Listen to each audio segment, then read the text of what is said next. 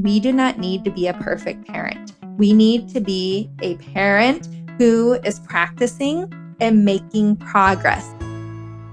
Hi. Hi, Melissa. How are you doing? Yeah, I'm good. Thank you. How are you doing? I've had a week, but we've always had a week. I'm good. Today is a great day because Devon Kuntzman is here, who is a genius and also my personal guardian angel when it comes to how to deal with toddlers. And I'm so excited she's here. You've been out of the toddler years for a while. How would you rate the toddler years out of 10? You know what? I'm giving myself a 7. I think I did pretty well. It was hard, but I got the chance to be a very playful mom, and I really enjoy playing with toddlers and meeting them at their levels. Older kids are harder, in my opinion, than toddlers. Bold statement. I'm so happy. Congrats. And I'm proud of you for giving yourself a high number because I know that's not easy to Thank you. Self-praise. I'm in the thick of it now. And how are you rating yourself right now? I think so far I'm doing well too. I would also give myself a 7. I feel like I have rough days, but overall I'm feeling good. And I owe a lot of that to Devon, actually. Devon Kuntzman is here today, you guys. She is an ICF certified toddler parenting coach and the creator of Transforming Toddlerhood, which is a global kind of movement around how to reframe toddlerhood and get from the sort of terrible twos into a confident, more connected way of parenting. She's also the author of a really new, wonderful book called, if you're watching the video, I'm holding it up, Transforming Toddlerhood. The book I wish I had when my kids were toddlers. It's how to handle tantrums and power struggles and raise resilient kids without losing your mind. It's like a toolkit. It's kind of written like Google or ChatGPT. So if you're like, I have a question about whining, you can literally just look up whining. And then there's a whole section, there's charts, there's QR codes with links. It's an actual toolkit. It's the kind of thing I'm going to just keep kind of on my mantle so that when I have a question, I can go to one source that I trust instead of doom scrolling for 6 hours and getting nowhere. So this is an amazing utility for parents. And we are so lucky that Devon has agreed to come spend some time with us today. So welcome, Devon. I have so many questions for you today that I actually can't wait to dive into. But before we do that, I want to play 2 truths and a lie if you're willing to go down that rabbit hole with us. What do you think? I think it sounds like fun. Okay, good. Awesome. So let's go. You'll give us 2 truths and 1 lie, and we're going to guess which one is the lie. All right. I have lived on 3 continents. I've been a vegetarian since I was 18. I didn't start drinking coffee until my late 30s. Ooh. Oh, these are all really good. I feel like the drinking coffee, I want to say a truth because I think it's it makes sense. But on the other hand, if you're a mom, you need some kind of caffeine in the morning. I'm going to go with that one. I don't really drink coffee. So I feel like there are other people out there who also maybe started late or don't drink. I think that's true. I also think the continent thing is true. But I feel like you are sort of vegetarian, but maybe not as long. Or maybe vegan or something. Ooh, maybe you're vegan. Yeah. I'm guessing the middle one, the vegetarian for 18 years. I think there's something. I actually agree. Yeah, I don't think you've been a vegetarian since you were 18. You're right. I've lived on 3 continents. I've lived in Europe, Africa, and of course here in the US. And Africa. I was a vegetarian for many, many years, but now I am as carnivore as they can be, which is a really interesting switch. I didn't start drinking coffee until my late 30s. I also didn't become a mom until my late 30s. So I think it coincides. This is where it merged. That's so cool. Tell us. So where did you live in Africa? I lived in Rwanda, a small country in East Africa. I knew that. Yes. You managed an orphanage, was it? Yeah, I was the executive director of a nonprofit that had an orphanage and a farm on a mountainside in Rwanda. What?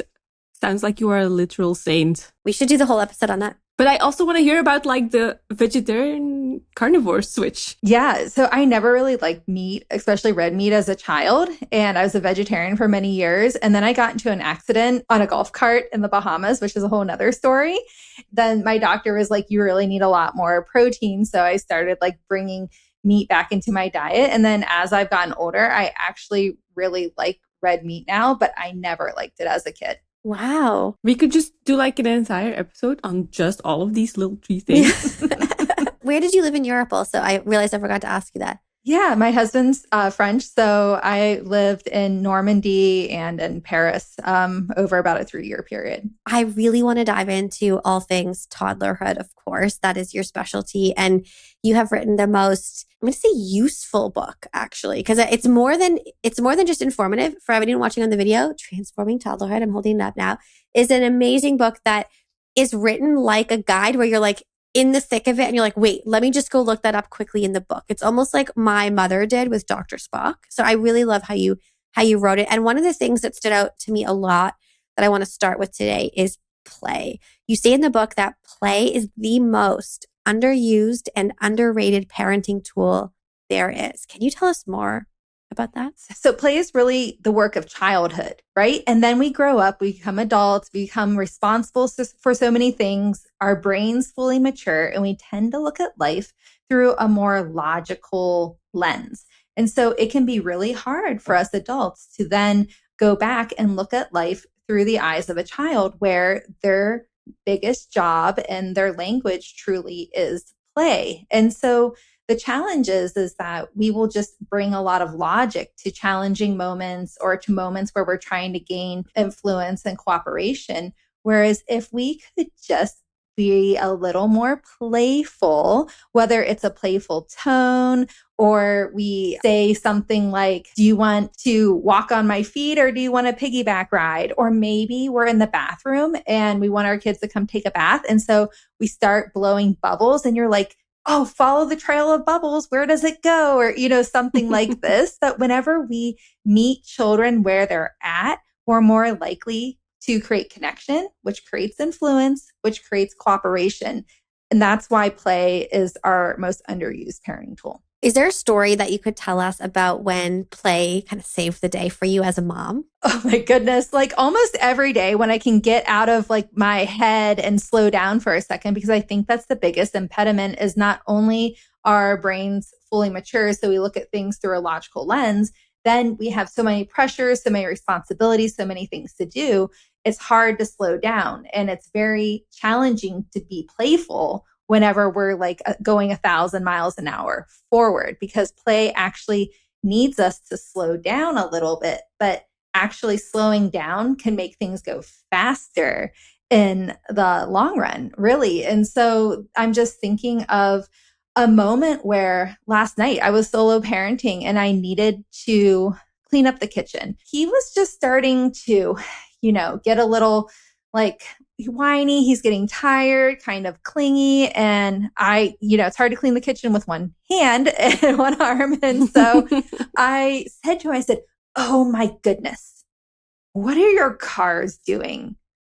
Are they ready to go to bed? Did you park them in the garage? And he has like a little play shelf where he parks his cars every night. And then all of a sudden he's like, and then ran in there. And then next thing I know, he's playing for 30 minutes with his cars on the ground. Did he put them away? No. But was he entertained and I got to clean the kitchen? Yes. And so for a 3-year-old and a mom who's solo parenting, that was a huge win for me because I re-engaged him in play.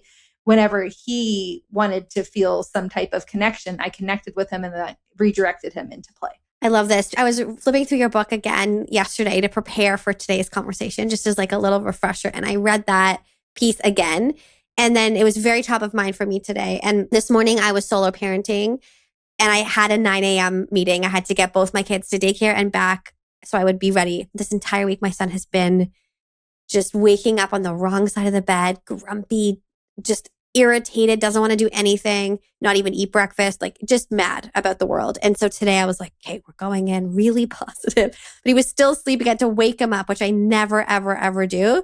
But today I'm like, I got to wake you up. So I go in and wake him and I had your words in my brain. And I was like, Oliver, you have to come see this sunrise. It's crazy. And he's like, what? So I like pick him up. I have my baby in the other arm. I've got both of them. But we like run to the window and I'm like, I wonder what might be going on behind the sun. And he was like, well, I don't know. Like, do you think the North Star is there? And then we had this whole conversation. And then we go downstairs and start. And I'm like, I wonder if we could draw what we just saw. Like, do you have the right? Do we have pink? Do we have a pink marker? And he's like, we have pink. and then like ran downstairs and starts coloring. That bought me the like 5 minutes I needed to get my infant sorted. And then I went back to him and he was really deep in play. And I was like, I don't want to pull you out of this drawing. It's so exciting. But like when that hand gets to the 12, like we gotta go. Do you think we could take this drawing with us to daycare and we could show your friends? And he was like, yeah, mom, let's do it. And then this whole thing just kind of unfolded and we got out of the house for the first time in a week without crying. And I realized that because I was on my own today, the situation was so dire, I invested in the play up front. And I was really not only rewarded with efficiency, but also I had fun. Like it was a great little morning. And I called my husband after he was on his way to work and was like, we just did it. Like it's 8:30. I'm almost home. And like Ollie didn't cry today and we had so much fun and it was actually really nice. And he's like, what did you do differently? I'm like, we played for 5 minutes before breakfast. And he was like, oh, interesting. So I just want to tell you, thank you. That worked so, so well. And I do believe that you're right. It's just, it can be so hard to actually get to that place where you're like, okay, I got to switch it on, Yeah. Get and we're excited. not going to be able to do it every moment. There's going to be moments that we're under-resourced and we're just too tired, too stressed, too whatever. And the moments that we can slow down, the moments that we can bring into the fold, it does make life a lot easier. It creates a really great ripple effect. And I love this example that you gave so much because it also is a really great illustration of how we can help transitions go more smoothly. Because I also talk about transitions in my book because we know getting a kid out the door, getting a kid into the bath, whatever the thing might be, transitioning from play to basically anything else that's on our agenda and not on our toddler's agenda, because mostly their agenda is just eating and playing, right? Our agenda is everything else. And so what you did is you used the drawing as a transition object. So having something from their current world or their current space, and then bringing that forward into whatever you do next. For example, so Saturday morning, we have a little ritual where we go to the coffee shop, we meet friends, we relax. My son loves going there, but he was deep in play with his cars. And my husband goes up to him and says, hey, put on your shoes. It's time to go. Well, my son just yelled no, and then turned his back to him and kept playing, and I was like, okay. I'm just going to slide in here before this turns into a full blown power struggle because that's where it was headed. And then I said, hey, can I try? To my husband. He's like, sure. And I grabbed a bag off a hook and I said, oh my goodness, look at all these cars. You are having so much fun. Which cars are coming with us to the coffee shop? Let's park them in this bag. Get them in there. Hurry. And then he put them in there. We walked to the door. I put on his coat. I didn't even ask him to put on his shoes. I just carried him to the car, put him in the car seat, threw the shoes on the floor. And guess what? It's really easy to put shoes on your kid when they're already in the car seat because they're already where you need them to be, right? They're strapped. They can't move. And they're strapped in. They can't run away. Exactly. You just save it for another time. And that's another great point is if the routine you're doing isn't working and you're hitting a wall again and again, just change the order of how you do things. So if you're always trying to get out the door, but your kid's refusing to put on their coat or refusing to put on their shoes, do things in a different order. And then you'll be amazed that once you disrupt that cycle, things get way easier too. I really love that. My kids are older. They are 8 and 10 or almost 10. And I can't, the play transition hasn't really existed for us for a couple of years. They still have a hard time transitioning from one thing to another. But it's not like I can tell them bring your entire Lego set with you somewhere. Yes, just bring the Hogwarts castle and lug it with us into the car. But what works really well for us and still does is telling stories to each other and trying to find little ways and little bits of wonder in everyday life. Very similar to Melissa with the sunset, or with the sunrise. I can see a beautiful sunrise from my house because we live out in the countryside. And what almost always works is oh my God, this sunrise looks so beautiful. I need to go outside and appreciate it even more. And they're like, let's go out the door, shoes on immediately. The weaving of stories throughout our days and throughout our life. That's our way of playing now with them, now that they're a little bit older. And play for them looks different from it's easier in a way to play with a toddler. I don't play with my kids anymore with their Legos. Just because they have these very intricate stories and I just I'm not a part of that. That is their world. We do play the board games and everything, but the stories is something that we still all connect over that I really like. Yeah, because it's all connection. I love that because, between 5 and 7 years old, play does start to shift for kids. And by 7, they're in just a different developmental period.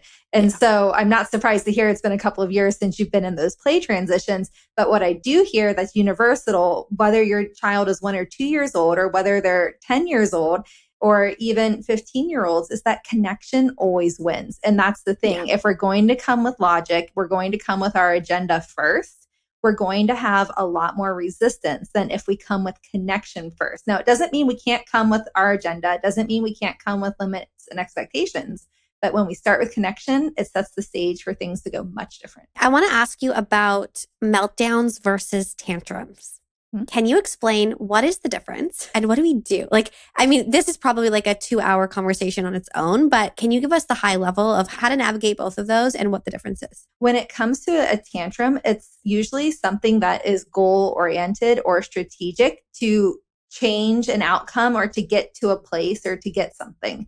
However, in toddlerhood, a tantrum might start out goal oriented, but then might quickly go into a meltdown, which is like a complete overwhelm, whether it's emotional overwhelm or sensory overwhelm, that the child has completely lost control of themselves and they're just lost in their stress response. They're just not really thinking logically or online anymore. They're just lost in the sea of emotions and that stress response. And so they need our support to really regulate and come back to that place of emotional equilibrium. So a lot of tantrums will then turn into meltdowns in toddlerhood. And that's why it's not super important either way with the younger kids because they kind of go hand in hand. But then if you have 5-year-olds that are still having tantrums and meltdowns, it's important to kind of know the difference because tantrums can easily get reinforced. A child has a tantrum, we give them the thing that they're seeking, and now they're like, oh, this is a really great way to get to the outcome I'm looking for. Whereas if you have a 5-year-old that's having meltdowns, that they're constantly like emotionally or sensorially overwhelmed, there might be something else happening there that where we really need to go and see, okay, is there something developmental happening here? As we're thinking about navigating those tough moments when our kids are clearly struggling and trying to communicate and are having a hard time, what is the best way to think about approaching that? Because I think as parents, we all get super dysregulated by them too. And it's hard to not be frustrated. And I think in our best parenting moments, at least for me, like I love to say like I'm very patient, but there are days where I'm just not. And I hope I'm not alone there. Yeah, but we're all humans. Can you share some tips and tricks for people that would be helpful to remember when they're trying to get through a meltdown or a tantrum or just a moment of like real dysregulation with their kid? Yeah. The first thing is, which parents don't always like to hear this, but the first thing is that we have to shift our mindset on how we are assessing or looking at the situation. If we are telling ourselves, my kid's being bad, my kid's being so manipulative, they're giving me a hard time. If we're saying things like this, we're going to come at the situation with a lot more frustration. And we're probably going to respond in ways that we don't feel good about later when we reflect on it, and ways that kind of throw more fuel on the fire because emotions are contagious. And so what we're putting out there, our kids are going to reflect back to us oftentimes. And so what we want to do is shift to, okay, my kid's having a hard time. They're having an emotional poop because tantrums are an emotional release. They're releasing all of those feelings and emotions. Yes. Love it. Right, exactly. I didn't come up with it. My good friend Patty Whitfler from Hand in Hand Parenting did, but it just describes what is happening in toddlerhood so well, right? And so when we realize, oh, this is just an emotional poop, like, this is just typical normal thing that happens. We have to like let go of what's not serving us anymore and come back to our emotional equilibrium. Then we can start changing our response because we're not going to come at it with frustration. We're going to come at it with maybe some compassion or some idea of like, okay, well, what support do they need to get through this? How can I help? Right? Instead of what punishment do they need? And then the other thing is less is more. As long as your child is safe during a tantrum, the big thing is to work on grounding yourself and coming back to your own emotional equilibrium in the face of their upset, because in these moments, you have a choice. You can jump on their emotional roller coaster, go for that wild ride, or you can resist jumping on that emotional roller coaster, by actively working to ground yourself and then sharing that with your child, because tantrums aren't a thing to fix. They're a thing to let your child release. And it's our job just to hold that space and support them to coming back to their emotional equilibrium. So less is usually more. I love how you almost demonstrated to us, for those who are not watching, it looked to me like you were like demonstrating taking deep breaths for grounding yourself. Right. And it's something that I like. I'm a very imperfect parent, as we all are, as is the tagline of this show. But something that I've been working on for my entire parenthood, basically, but I keep coming back to, is not just grounding myself, but almost performatively grounding myself. So I can reflect that to my kids and kind of like set the example of like, oof, and even now with my kids, because like they are like grade school kids, but they still have like their big emotions and their explosion, and things are not going right, and homework sucks, and all of these big feelings that I have to deal with throughout the day. And sometimes like there's so much going on where I'm like literally at the dinner table when they're all yelling, I'm like, I need to take a minute because I'm feeling very overstimulated and everything's very loud for me right now. And literally telling myself, Esther, you are fine. There's no problem whatsoever. You are safe. This is a small problem and it will work itself all out. And it's something that I've started seeing my kids doing, or even when I'm like when I'm having a tantrum towards my kids, my oldest will be like, Mom, take a deep breath, calm down.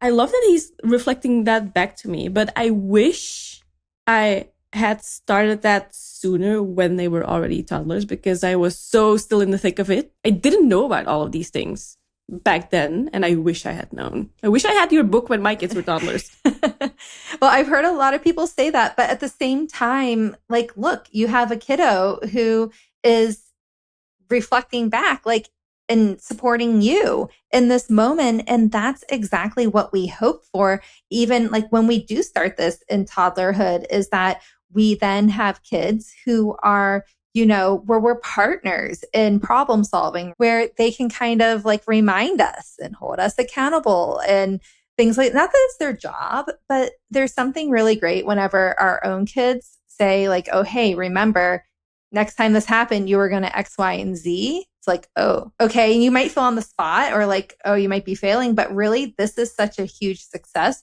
because your kid is internalizing these coping skills. And that is why I tell every single parent, which is also the theme, like the overarching theme of my book, is that we do not need to be a perfect parent. We need to be a parent who is practicing and making progress. Because if we were a perfect parent, we'd never have opportunities to model these skills to our kids.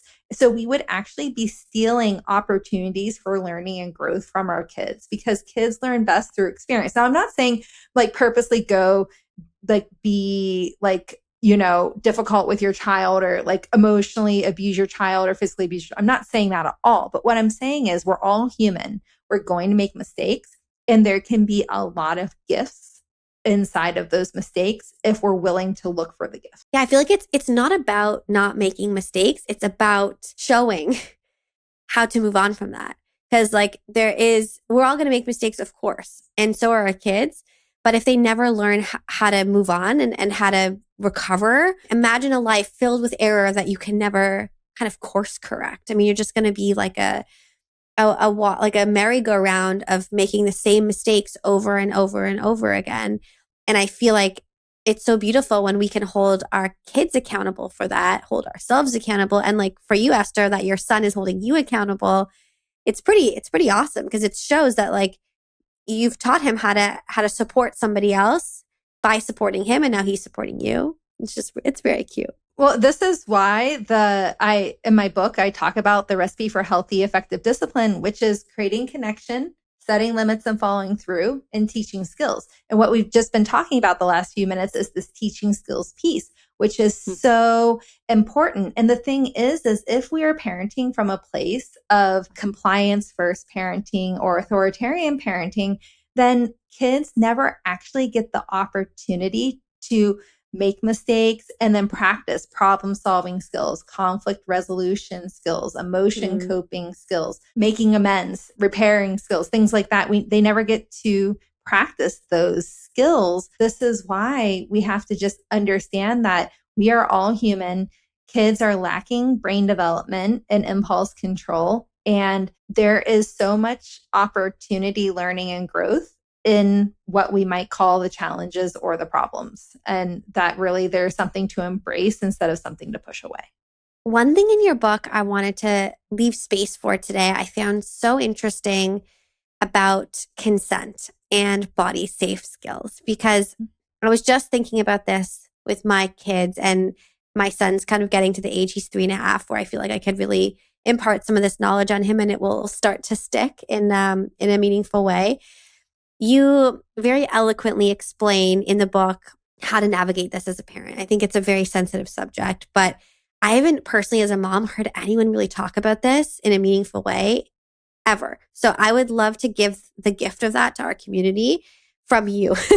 if you're willing to share it, can you tell us what age should we start thinking about teaching consent to our kids, safe skills around the body, and what private areas are versus public areas of the body? So what is so interesting, and I'm going to say this, and then I'm going to tell parents, you're doing great, is that we can start this even from birth. And now parents can be like, oh my gosh, what do you mean? I haven't done anything. My kid's 3, my kid's 5. It's okay. You're still doing great. And what I'm trying to say is it's never too early to start. So say you're dressing your child. You can just narrate what you're doing when you're dressing your baby. You can say, I'm going to dress you now. I'm putting your arms in, your legs in, or you can say, I'm going to change your diaper now. Okay, now I'm going to wipe you. I'm going to put on a fresh diaper. When we are narrating what we're doing to a child, a baby, when they don't have a voice for consent yet, we are laying the groundwork for consent down the road. And we can even start using those anatomically correct names in infancy. So the point is, it's never too early to start. And starting today is just fine as well. Thank you. I'm like already sweating. I'm like, wait, I feel like I knew it. That's why I was like, I need to say this just so if someone out here listening does have a baby, they can, say like, oh, I can start laying that groundwork now, because there really is a developmentally appropriate way to talk about consent at every age. That's the real message. I've heard people talking about this a lot with when you go see relatives and they're like, oh, like give me a hug, and your kid doesn't want to, and like how to advocate for them in those moments. And I think that's been like a big topic of conversation, but I see it at my son's daycare. They're all about like, okay, hug your friend goodbye, give me a high five, say bye to your friend. And like, I feel like they're constantly just being told what to do, both physically and with their voice. Can you share some insight on maybe what the detriment of that might be, but also how we might be able to reframe those situations for our kids to advocate and help make sure that we are being really respectful of their bodies, even when it might be really difficult, like in those situations, but then also, like if you got to get out of the house or your kid's about to run into the street, and instead of being like, hey, can I give you can I pick you up? It's just like, you're getting picked up, And so like, where is the line there? Let me start at the end here. So basically it's our job as parents to keep our kids healthy and safe. And realistically, to keep our kids healthy and safe, especially in toddlerhood, there are going to be moments that we cross their body boundaries. And we are not going to be able to check in for consent, and we're going to cross their body boundaries. It's just a reality, because if our kiddo is running toward the road or running toward a body of water or something like this, we have to stop them, period. Or say our child won't leave the park and we've gone through here's the 5-minute warning. Okay, now it's time to go. You've given them like a choice to walk or you carry them, and they're still upset about it. So then you pick them up to go. Again, we are crossing their body boundary. And so that's an opportunity to narrate what we're doing. We can always talk about things afterwards to make sense. We can talk about things afterwards to find out how can we have this go differently next time. And in moments where we have time and it's there's more space, we might say, instead of like give your friend a hug or give them a high five, we might say, how do you want to say goodbye today?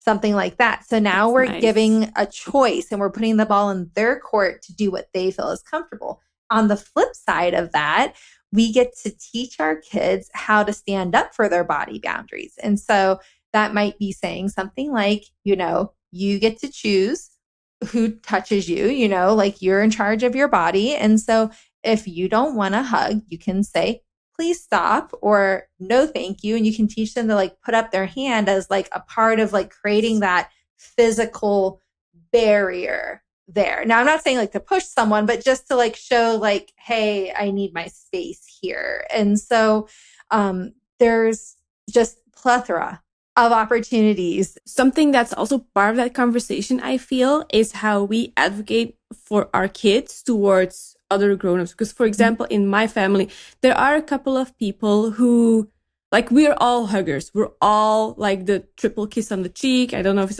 like if that's also a North American thing, but it's definitely a European thing. Like, we are all very physically intimate like that. My youngest is absolutely no kisser. He's barely a hugger. With me, with his dad, sure. With other family members, he needs a lot of time to warm up. So in the past, it has happened where some of my relatives would be offended almost that he didn't hug them. Or I have an uncle who is very joyful with kids, but also very expressive and like expressive towards them, where I'm like actively advocating for my kids, saying like, sorry, uncle, my kid needs a little bit of time to get grounded in this space. There's a lot of people here and he does not like hugging. And I also do this so my kid can hear me say that and hear me advocating for him when he's too shy to do so, or if he doesn't feel safe to set that boundary with someone he doesn't know that well. And I think that's also very much a part of the conversation around consent, when you do it for your kids because you know your kids so well, and that you have like the quote unquote courage to stand up to some of the people you like to help set boundaries for your kid when they need you to. Yeah, we absolutely have to be the voice for our children, especially the younger they are, the more we have to spend time in that role. And then, as they grow up, but even as young children, we can practice these scenarios in advance. If we know we're going to go somewhere, we're doing something, we can take 2 toy cars and like role play. We can take 2 dolls and role play. And this is how we help kids, again, build the skills. Teaching skills is such an important part. And this is something we do in the calm moments, not in the heat of the moment. Yeah. And there's going to be many moments along the way as our kids are learning those skills that we have to reinforce their boundaries and be their voice when they're not able to. That's a beautiful thing. And I think it's a good reminder for us all to get over our own shyness or insecurities about standing up to certain people in our families or in our orbit who are doing things that we don't love or we want to advocate for our kids for. So it's a good reminder to be brave for our kids. Mm-hmm. Devon, this has been such an enlightening conversation. I feel like we could have talked to you for much longer and have lots more questions. So maybe we'll have to have you back because you had a big book and there's lots in there.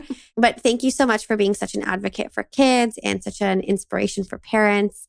We're so grateful to have you on. So thanks for being here. Thank you so much. For me, the biggest takeaway from today is kind of like lay the groundwork from like a really, really early age around things like behavior and play and consent and whining and tantrums, like all of that. The buck really starts and stops with us. And it's actually pretty simple when you hear Devon explain it the way she did. I feel like it all just comes down to choosing connection as like your primary source of how you respond to your kids. If you start from understanding and connection and knowing that they're really not trying to fuck you over. I'm not saying it's a foolproof way. Like we will all have our hard days, our bad days where we're not showing up in the way that we would want to. But then again, like that's another chance where we can fix and repair. It doesn't always work. Like, I know I told that story about this morning and like how beautiful that was with the sunrise. And I will admit, like, I've tried stuff like that before and it doesn't always hit. But when it does hit, it feels so good. And I think it's also just about trying. Like, that's the best we can do for our kids. And so if you are somebody who wants to keep trying and find a source of truth from somebody who really has studied this work, who cares deeply about kids, and who is able to communicate it in a way that feels accessible, please go follow Devon. She is everywhere, honestly. You can find her online on Instagram at Transforming Toddlerhood. She also has a great website filled with resources, which is transformingtoddlerhood.com. And you can go get your book, Transforming Toddlerhood by Devon Kuntzman, anywhere where you buy books. And if you give it a read, come tell us what you think. What was your favorite chapter? What was your biggest takeaway? And what surprised you about it? We want to know. We can unpack that together. And in the meantime, despite all of this stuff, and Devon even said it today, go Devon, which is you're doing great. So don't forget that. Okay, guys, here's the thing. A really unhinged, crazy thing happened to me a couple weeks ago parenting, and I want to know what is going on in your world. And Esther and I are really curious to tell your stories, either anonymously or not. So if you have a parenting story to share where you're like, holy shit, I can't believe I did that, or I never thought I would be that kind of parent and I did X, please let us know. You can email us at hello@wearedoinggreatpod.com, or you can DM us on Instagram or TikTok, and we can bring you on to record a brief story, or we can just tell your story for you if you don't want to come on live. We have talked to so many experts at this point, but I also want to talk to the real experts who are like the parents. That's you guys listening. So let us know. Shoot us an email, ping us, DM us, hello@wearedoinggreatpod.com. Let us know if you want to share your story. It can be a sentence. It can be 5 minutes. Tell us what your parenting journey's been like. Okay, and that's the pod. But please don't go anywhere yet. Don't press any buttons. Before you go, we want to remind you that We're Doing Great is brought to you by Pok Pok, an award-winning company reimagining how kids play and learn using technology. If you appreciated this episode, please give us 5 stars so other parents can come find us too. And don't forget to subscribe so you never miss an episode. Come find us on Instagram and TikTok at We're Doing Great Pod. We would love to talk to you and learn from you and just chat and be friends. And until then, don't forget, you're doing great.